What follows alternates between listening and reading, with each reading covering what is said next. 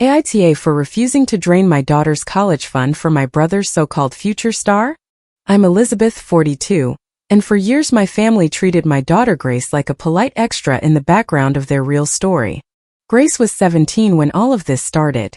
She was the kind of kid who labeled her binders with blue painter's tape because the printed labels peeled off too easily. She kept scholarship deadlines on a paper calendar over her desk, circled financial aid dates in red, and carried extra pens because somebody in class always forgot one. She was quiet but not timid, careful but not weak. My family never understood the difference. To them, quiet meant ordinary. My older brother Richard had a son named Logan, who was a year older than Grace. From the time Logan was little, my mother Barbara talked about him as though the rest of us were watching the early chapters of a future biography. Logan joined student council in middle school, and Mom called him a born leader. Grace organized a winter clothing drive that collected more than 300 coats, and Mom said, "That's nice, honey," before asking whether Logan had heard back from a summer leadership camp. Logan got a B+ in an advanced class, and Richard told everyone the teacher was threatened by him. Grace brought home an academic award, and Mom asked her to move 2 steps to the left in the family photo so Logan could stand in the middle. None of these moments seemed large enough to justify a fight by themselves. That was how my family operated. Every insult came wrapped in something small enough to deny. "You're too sensitive." "That's not what I meant. We were only joking." "Why do you always keep score?" I heard those sentences so often that I started using them against myself before anyone else could. I told myself Grace knew I was proud of her. I told myself she had friends, teachers, and people outside the family who saw her clearly. I told myself it was more mature to stay calm than to turn every slight into a confrontation. What I was really doing was preserving peace for the people creating the problem. Richard had always been Mom's favorite. She would never say that directly. She called it understanding his temperament. When Richard forgot birthdays, he was overwhelmed. When he borrowed money and returned it months late, he was going through a difficult season. When he promised to bring half the food for a family gathering and arrived with a bag of ice, Mom said at least he came. When I covered the missing food, paid the extra bill, or drove back to the store, Mom called me dependable. Dependable sounds like praise until you realize it means everyone expects you to absorb the consequences. The summer before Grace's senior year, we went to a family barbecue at my Aunt Caroline's house. Grace had just received a letter inviting her to interview for a regional scholarship. It was not a guaranteed award, but she had worked hard on the application and was excited enough to bring the letter with her. She waited until Mom was sitting alone at the patio table. "Grandma, can I show you something?" Mom took the page, glanced at the first paragraph, and smiled without really reading it. "That's nice, honey." Grace stood there waiting. Mom folded the letter once and handed it back. "Did you hear Logan got another invitation from that college program Richard was telling us about?" Grace's expression barely changed. She just smoothed the crease Mom had made and slid the letter into her bag. I watched the whole thing from the kitchen doorway. I should have said something then. I should have walked over and asked Mom to read the entire letter. I should have told her that Grace deserved more than 2 distracted seconds before the conversation returned to Logan. Instead, I waited until we were in the car. "I'm proud of you," I said. Grace looked out the window. "I know." Her answer was gentle, which somehow made me feel worse. A few weeks later, Richard cornered me near Mom's kitchen while everyone else was outside. He kept his voice low and casual. "Logan has a timing issue with one of his programs." "What kind of timing issue?" "A deposit came up sooner than expected." "How much?" He opened the refrigerator, stared inside, and shut it again without taking anything. "It's not really about the number. It's more like bridge money." That phrase immediately bothered me. Richard loved language that made money sound less like money. Bridge money. Temporary help. A little breathing room. He once called the $8,000 he owed our aunt an informal family adjustment. "What program?" I asked. "It's complicated." "What's the deadline?" "Soon." "Do you have the invoice?" He gave me an irritated look. "I'm not asking you for anything right now. I'm just letting you know the family may need to come together." The family, in Richard's vocabulary, usually meant me. I told him that if he needed financial help, He would have to give me the exact amount, the purpose, and the repayment plan. He laughed under his breath. You always make everything so formal. Money is formal. It doesn't have to be between family. That is exactly when it needs to be. He walked away before I could ask anything else. The Sunday dinner happened 2 weeks later at Mom's house. There were too many people for the dining room, so folding chairs had been pulled in from the garage. Disposable pie tins were stacked near the sink. Pitchers of iced tea sweated onto paper napkins, and people moved between the kitchen and dining room carrying casseroles and talking over one another. Grace had spent most of the meal helping Caroline pack leftovers. She was wearing an old gray sweater and had her hair tied back. She had a scholarship interview invitation folded inside her purse, but she had not mentioned it to anyone. I had just taken a sip of tea when Mom tapped the side of her glass with a spoon. She did not make a formal announcement. She was smarter than that. She started in the tone she used when presenting a decision, as though everyone else had already agreed. We need to talk about Logan's opportunity. Richard leaned back in his chair. He looked prepared, which told me the two of them had planned this before dinner. Mom continued. There is a payment that needs to be made quickly. It would keep an important door open for him. I set down my glass. How much? Richard answered this time. $28,000. The room got quieter. I thought I had misheard him. $28,000? It's not all tuition, he said. There are associated costs. What associated costs? He exhaled sharply. Elizabeth, it's complicated. There was that phrase again. Mom placed one hand flat on the table. You have more than that in Grace's college account. It took me a moment to understand that she was not asking whether I had money. She had already selected the account. Grace had walked in from the kitchen carrying a roll of foil. She stopped behind me. I looked at Mom. How do you know what is in Grace's account? You told me a general amount last Christmas. I had mentioned that Grace's savings were finally on track after years of regular deposits. I had not given Mom permission to treat that information as an available family resource. That money is for Grace. Nobody is taking anything from Grace, Mom said smoothly. We are asking you to think bigger than one account. It has her name on it. And she will still go to college. Grace was standing so still behind me that I could feel her listening. Mom glanced in her direction, then back at me. She'll be fine at a cheaper school. She's sensible. She doesn't need all the extras. I stared at her. Richard leaned forward. Logan has a chance to lift this whole family. Sometimes you invest where the ceiling is highest. What exactly is this opportunity? I asked. He rubbed his jaw. A specialized academic track with networking access. What school? We're finalizing that. What office sent the bill? It isn't one bill. Then show me the breakdown. Mom's mouth tightened. This is not the time to interrogate your brother. It is exactly the time. You are asking for my daughter's college savings. Caroline looked uncomfortable. One of my cousins studied his plate. An uncle cleared his throat and said nothing. Richard's wife was not there. She and Richard had been separated on and off for almost a year, and nobody discussed it because Mom considered silence a form of loyalty. Richard looked past me toward Grace. See, this is what I mean. Everything becomes a courtroom with her. Grace lowered her eyes. Mom said, your father would have wanted the family to support the child with the greatest opportunity. That sentence hit me harder than the amount.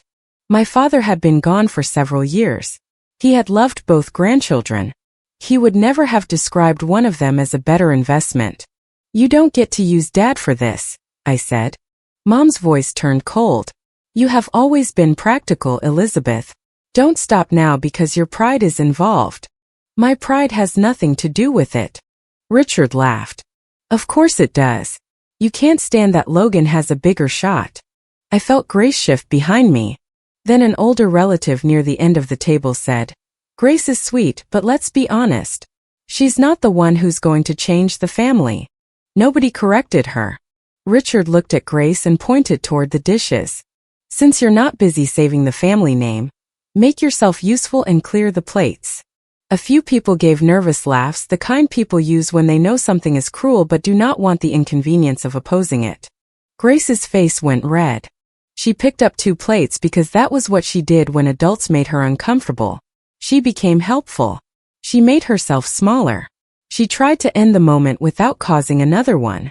I stood, took the plates from her hands, and put them back on the table.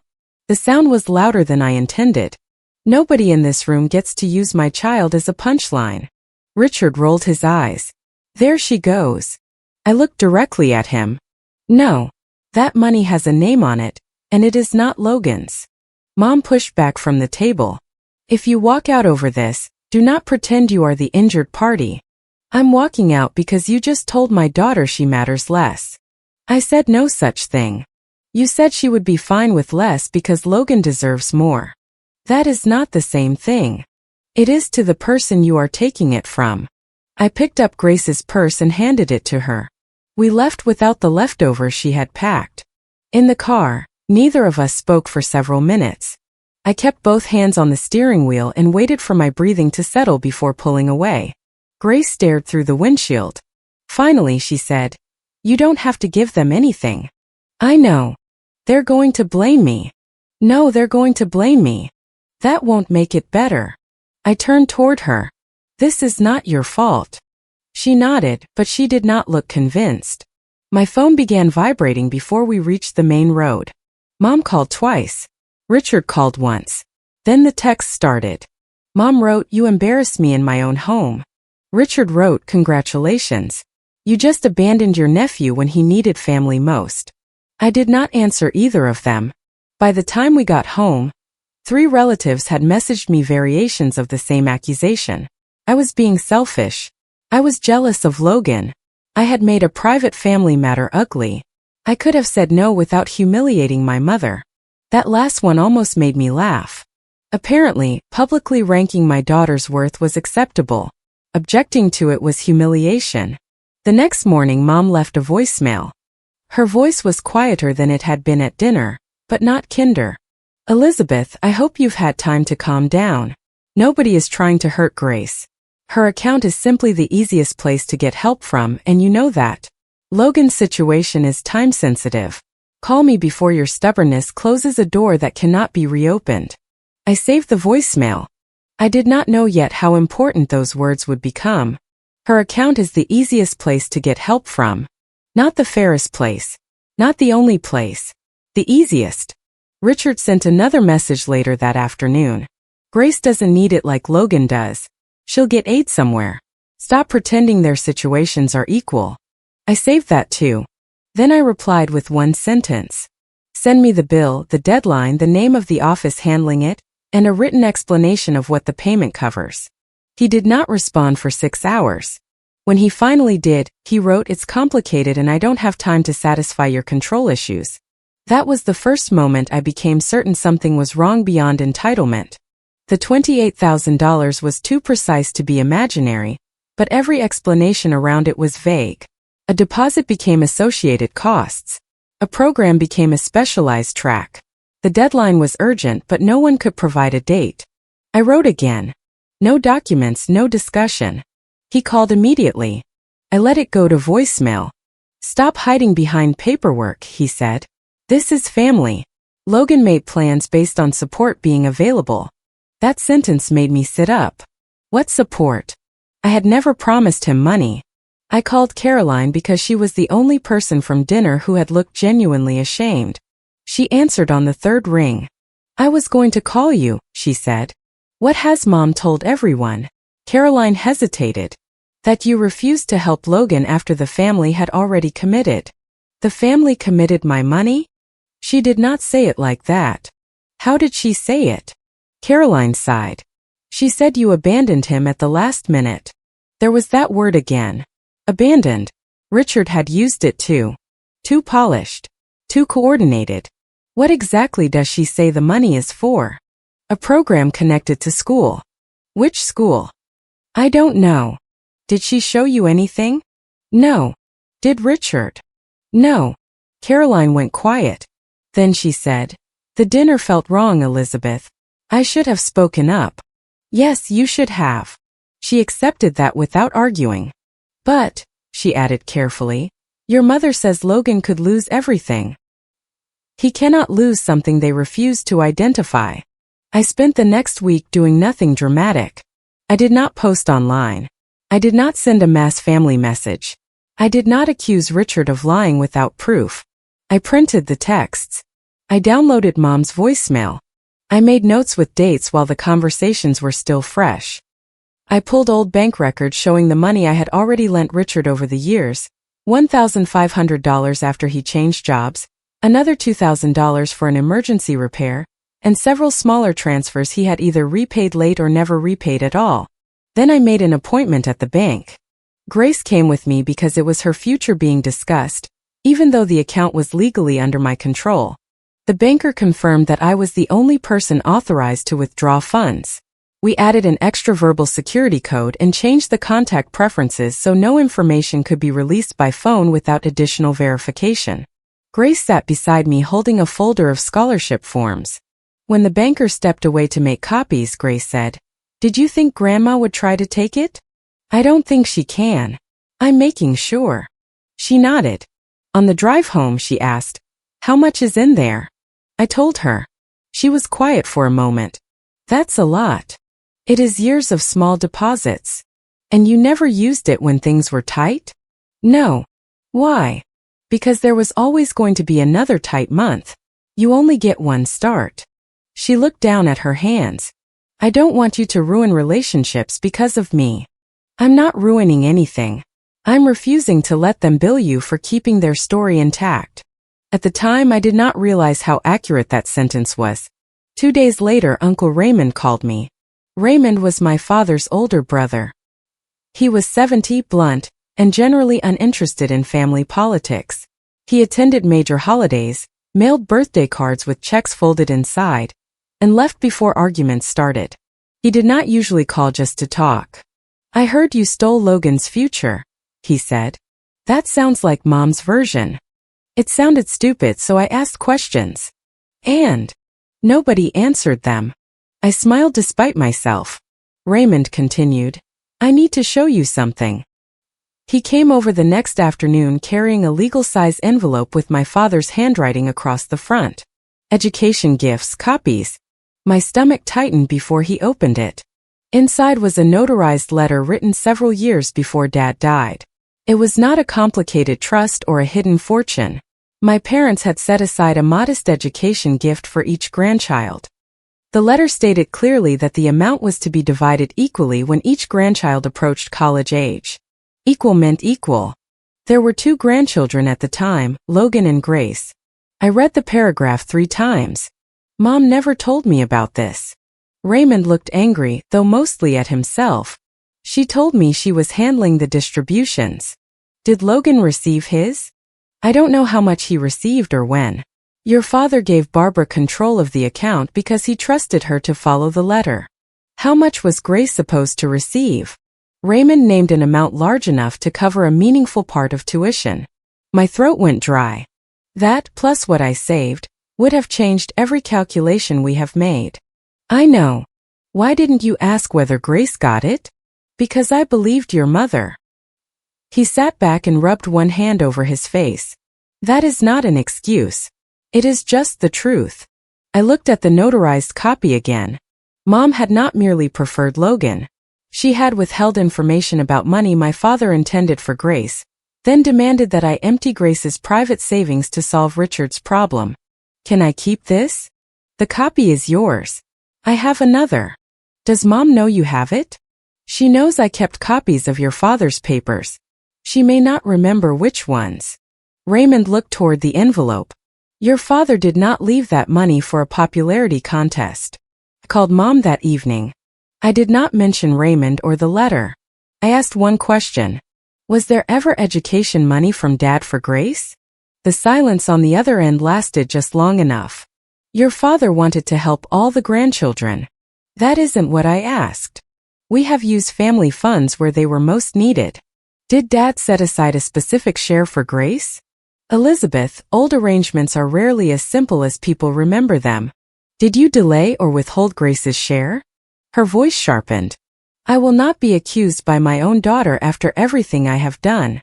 That is not an answer. You are obsessing over technicalities, while your nephew is in crisis. What crisis? You know perfectly well. No, I don't. Nobody will tell me. Richard is handling it. Richard is asking for $28,000 without one document. You have always had an ugly suspicion toward your brother.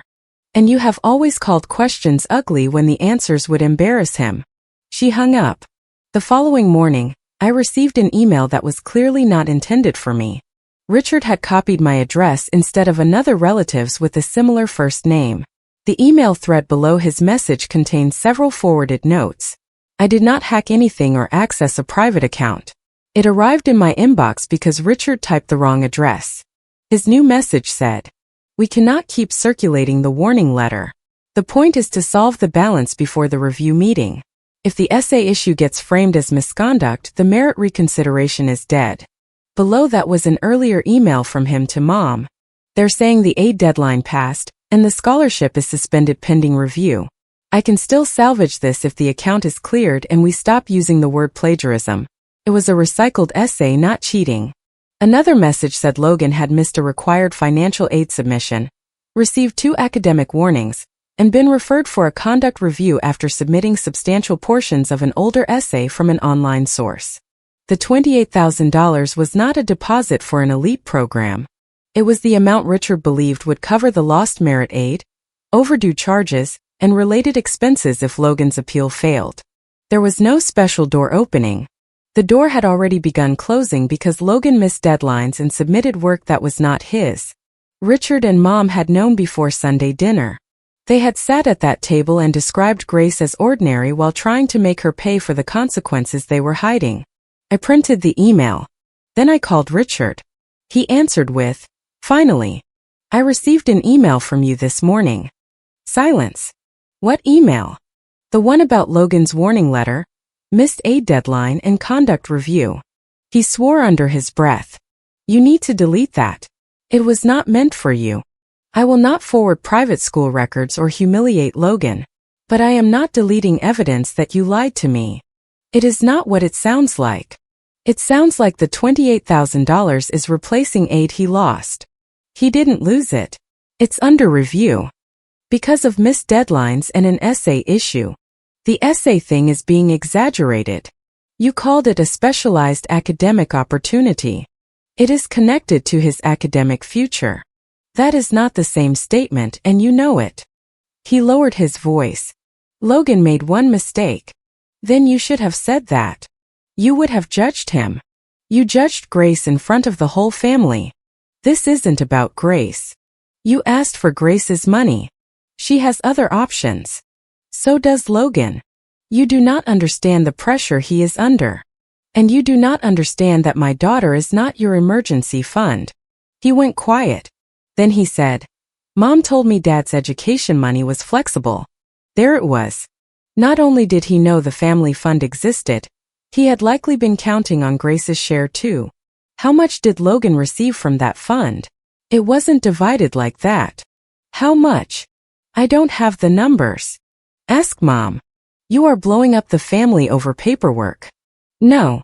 I am documenting what the family did. I ended the call.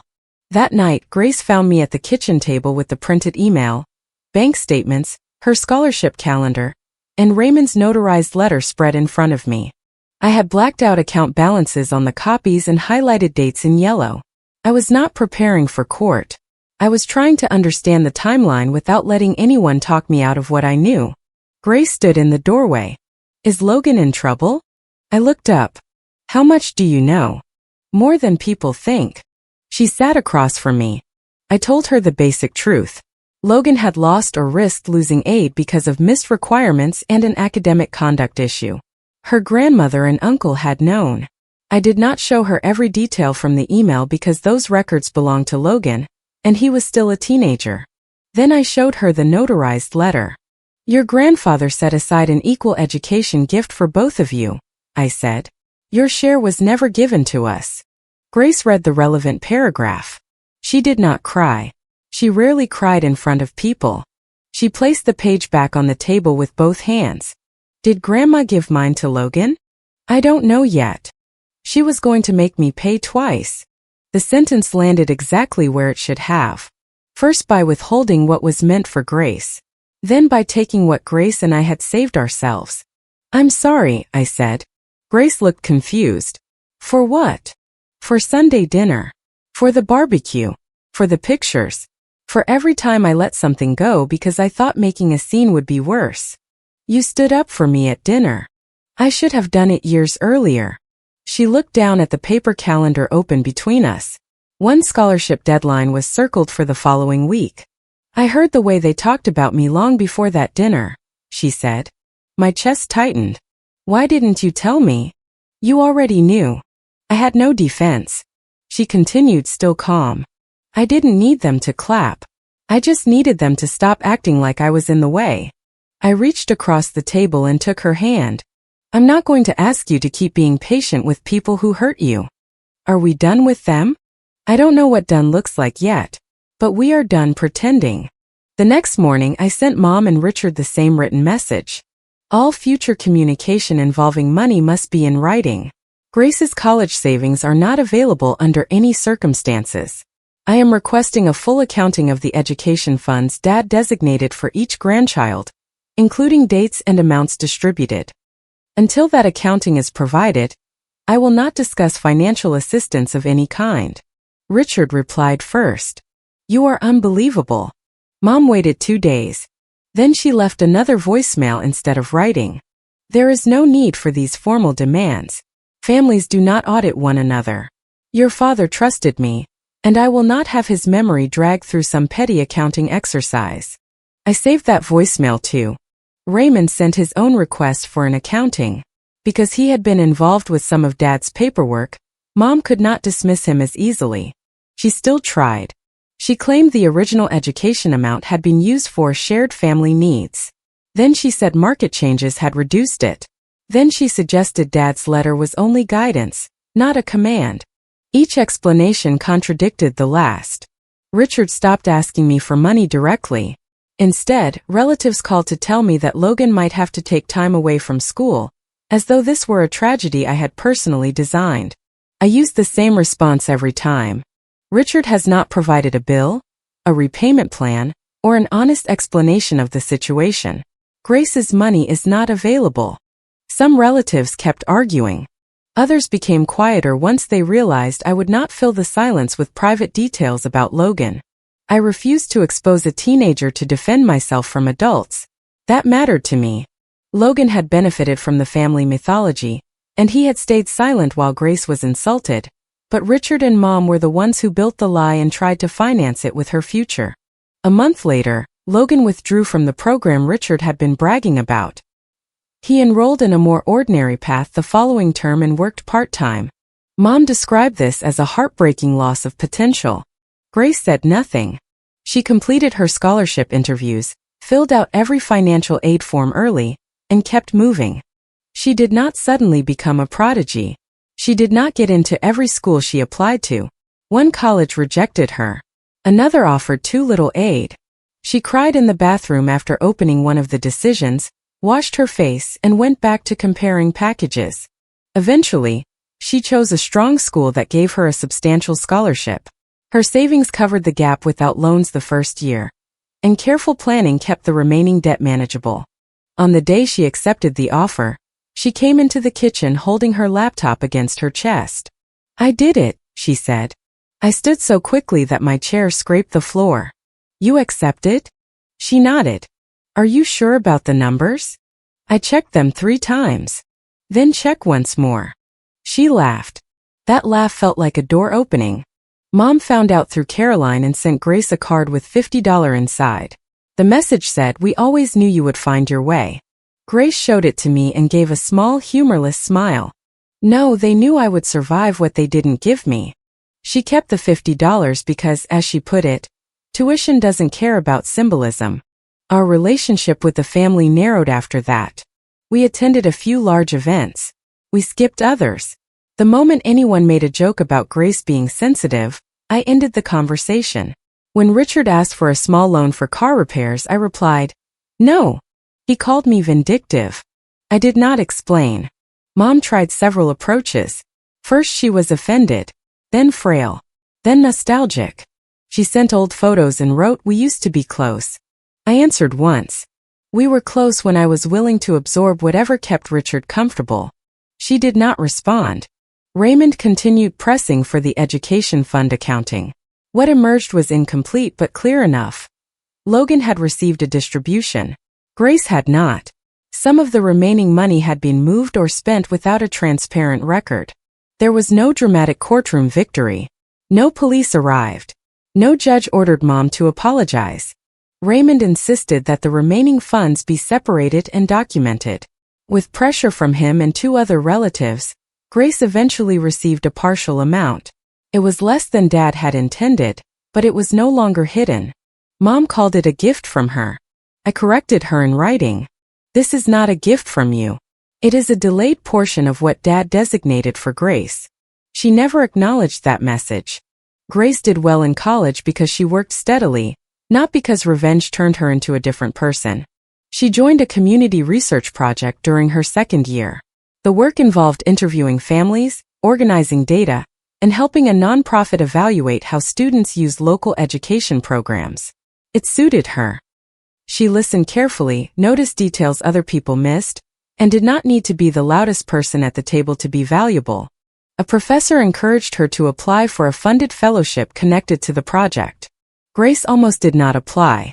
"They probably want someone with more leadership experience," she said over the phone. "You run half that project. I coordinate things. That is leadership. It doesn't sound impressive when I say it." Then stop using Richard's definition of impressive. She was quiet. "I hate that he still gets into my head. He got there early. That doesn't mean he gets to stay." She submitted the application 2 days before the deadline. 3 months later, she called me before 8 a.m. I answered expecting bad news because Grace usually texted first. Her voice was shaking. "I got it, Mom." "What?" "The fellowship. The whole thing. Tuition support, research funding, the summer placement. I actually got it." I sat down on the edge of my bed. "Say it again." She laughed and cried at the same time. "I got it." That fellowship did not make her famous. It did not make us rich.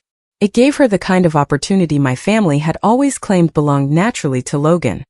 Serious work, real support, and people willing to invest in her potential. The difference was that Grace had earned hers without needing anyone else to be diminished. She graduated with strong honors in her early 20s. She wore a thrifted dress under her gown because she liked the cut better than the expensive ones we had looked at. At dinner afterward, she kept reaching under the table to touch the edge of her diploma folder as though checking that it was still real. Caroline attended the ceremony. She had slowly become more honest about her role in the family. She never pretended she had defended Grace from the beginning. She apologized without asking Grace to make her feel better. "I believed Barbara because it was easier than asking questions," she told her once. "That was cowardly," Grace answered. "Thank you for saying it plainly." Caroline began showing up differently after that.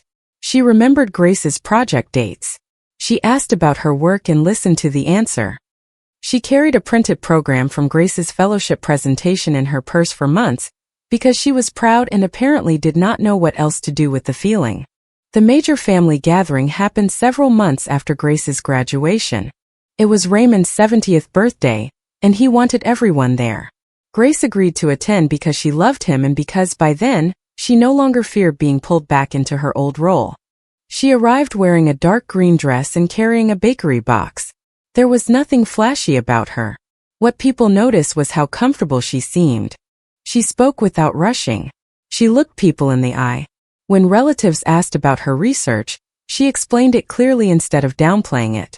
Caroline pulled the printed award program from her purse and showed it to 2 cousins. "I don't think most of us understood what she was building," she said. I saw Mom hear that.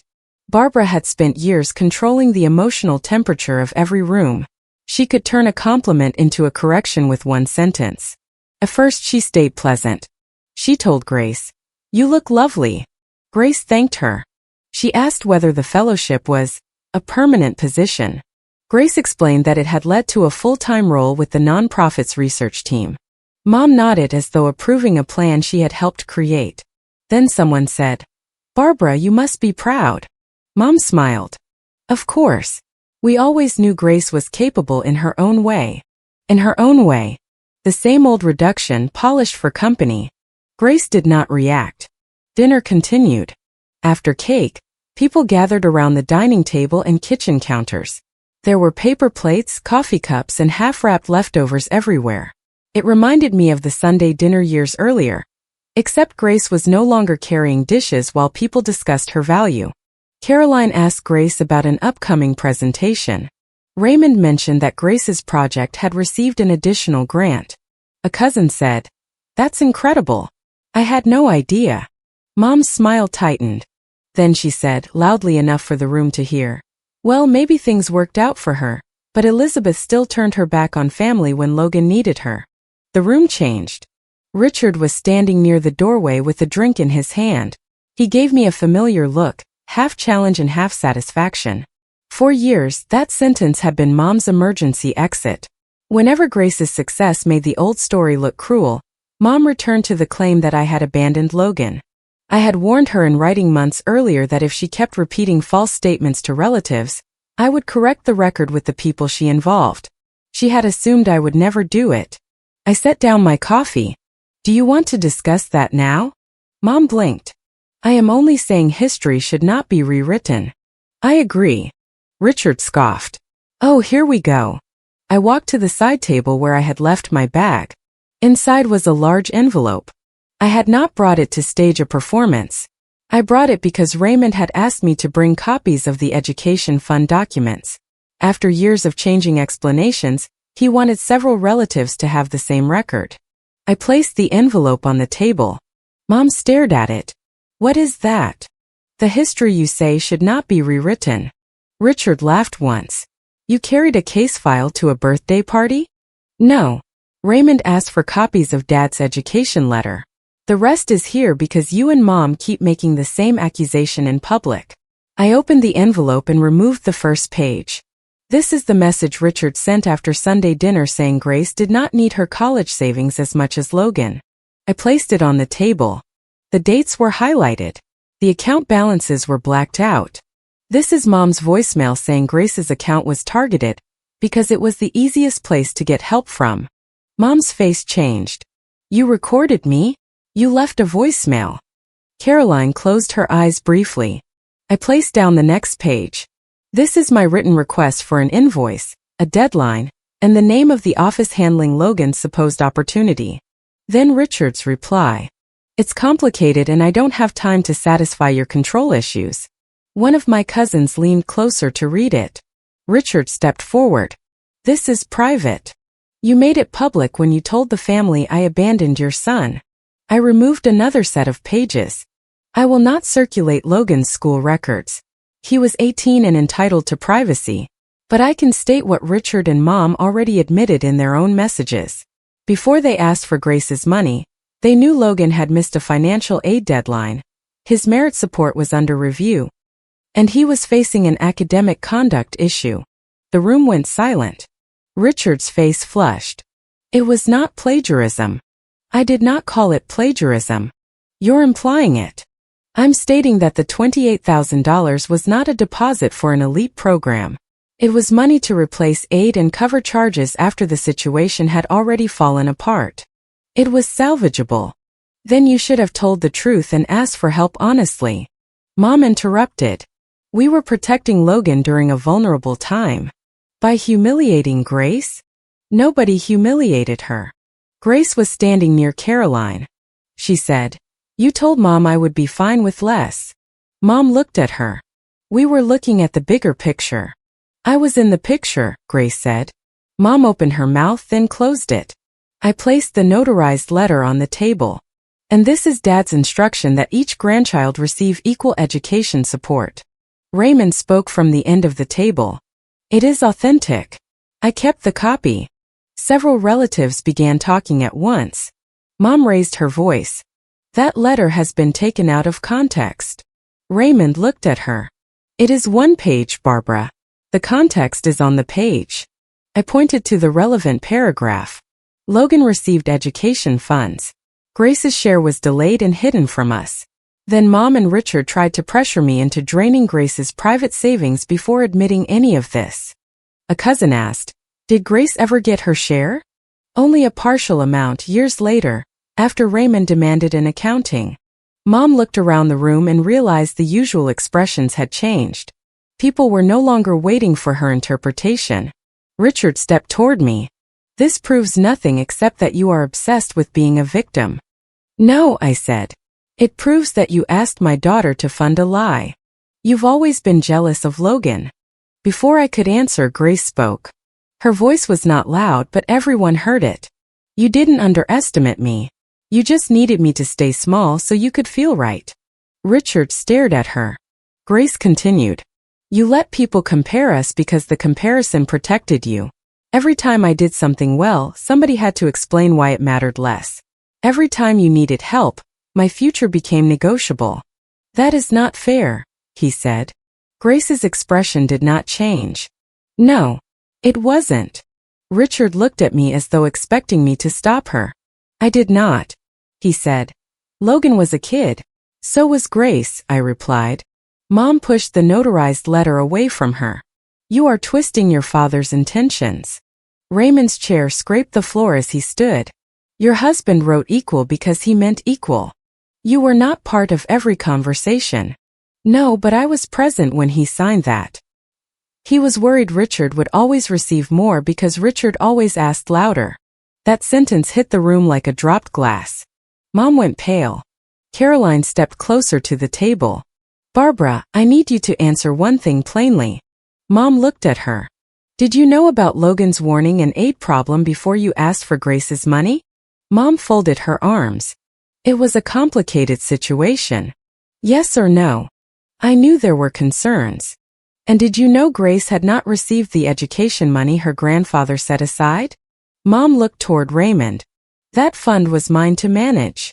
"That is not what I asked," Caroline said. Mom's eyes moved around the room, searching for someone to rescue her. No one did. Richard picked up his keys from the counter. "I'm not staying for this circus." Raymond said, "Sit down." Richard stopped, surprised. Raymond rarely raised his voice. "This family used fairness as a word and favoritism as a system," he said. "You borrowed money, missed repayments, hid your son's problems, and then called Elizabeth selfish because she would not let you take from Grace. You do not get to leave acting insulted." Richard looked at him with open contempt. "You think a few printed texts make her a saint?" "No," Raymond said. "They make you documented." Someone near the kitchen let out a sharp breath that might have been a laugh. Richard left anyway, slamming the door hard enough to rattle the frame. Mom stayed. She tried to turn the conversation toward my cruelty. She said I had saved embarrassing information for years. She said I had chosen Raymond's birthday to attack her. She said Grace's success should have made me generous enough to let the past go. I answered each claim once. "I saved the information because you kept lying. I brought the education papers because Raymond asked me to. Grace's success does not erase what you tried to do." Then I stopped engaging. The room did not erupt into universal apologies. Real families rarely move that neatly. One relative insisted there were mistakes on all sides. I asked her which of my mistakes involved trying to take Logan's college money. She had no answer. Another cousin apologized to Grace for laughing at the dinner years earlier. Caroline admitted in front of everyone that she had repeated Mom's version without checking it. Two relatives asked Raymond for copies of the education letter. Someone asked Mom whether there were other family funds she had managed, without telling the intended recipient. That question shook her more than anything I said. Her authority had always depended on being the person who explained what happened. Once people began requesting documents instead of accepting her tone, the power shifted. Richard's consequences unfolded more slowly. Relatives who had loaned him money began asking for written repayment dates. One aunt refused a request for temporary help and told him she would not discuss money without statements. He complained that I had poisoned the family against him. I had not. I had simply introduced paperwork into a system that depended on memory, guilt, and selective storytelling. Logan did not attend many family events after that. For a while I heard that he blamed me. Then I heard he blamed Richard. Eventually I stopped asking. About a year after Raymond's birthday, Logan contacted Grace directly. He asked to meet for coffee. Grace told me beforehand, not for permission but because she wanted me to know. They met in a quiet cafe. She told me about it afterward. Logan looked older than she remembered. He was working and taking classes part-time. Without the family constantly advertising his potential, he had become a more ordinary person. That was probably good for him. He apologized badly at first. "I didn't know everything Dad was doing," he said. Grace answered, "You knew what they said about me." He looked down. "Yeah. And you let them?" "Yeah." He told her he had been terrified of losing the version of himself the family admired. He knew the essay situation was serious, but Richard kept saying it would be fixed. He knew money was being requested, but he claimed he did not know it was specifically Grace's college savings until after the dinner. Grace believed some of that and doubted some of it. Finally, Logan said, "I should have said something when they mocked you." Grace answered, "Yes, you should have. I'm sorry. I appreciate you saying it." He asked whether they could start over. Grace shook her head. "I'm not angry every day anymore. But I'm not going back to being your comparison chart." He accepted that. Months later, Richard asked Grace to contact someone connected to her fellowship program. He wanted her to smooth over an issue for Logan involving an application. Grace replied with one sentence. "I hope he figures it out. I had to." She showed me before sending it. "Too harsh?" she asked. "No. Too polite." "Probably." She smiled and sent it. My final boundary message to Mom and Richard was not long. I sent it after Mom told another relative that Grace had turned the family against her. "There will be no money from me or Grace to you, Richard or Logan. We will not attend events where Grace is insulted and expected to accept it as humor. All financial matters must be written down. If either of you repeats false claims about what happened, I will send the documented timeline to the people you involved. Grace is not available as the family's emotional punching bag." Mom replied that I was punishing her for loving her grandson. I wrote back once, "You can love Logan without taking from Grace. You chose not to." Richard did not answer. For a while Mom played wounded. She told people I had changed. On that point she was right. Some relatives apologized and changed how they behaved. Some stayed defensive. A few drifted away because they preferred the old system, where Grace and I absorbed the discomfort so everyone else could enjoy dinner. I stopped chasing them. Grace built a life that did not require their approval. She kept working with the research team, moved into her own apartment, and still used blue painter's tape on storage boxes because printed labels peeled off too easily. She did not become louder. She became less willing to disappear. As for me, I no longer confuse being calm with being compliant. I can speak quietly and still say no. I can love people and refuse to finance their lies. I can remember good years with my mother without handing her authority over the years ahead. I didn't save my daughter's future so she could become better than them. I saved it so she would never have to beg them to see her. If you liked it, don't forget to leave a comment and support the channel by subscribing. See you in the upcoming stories.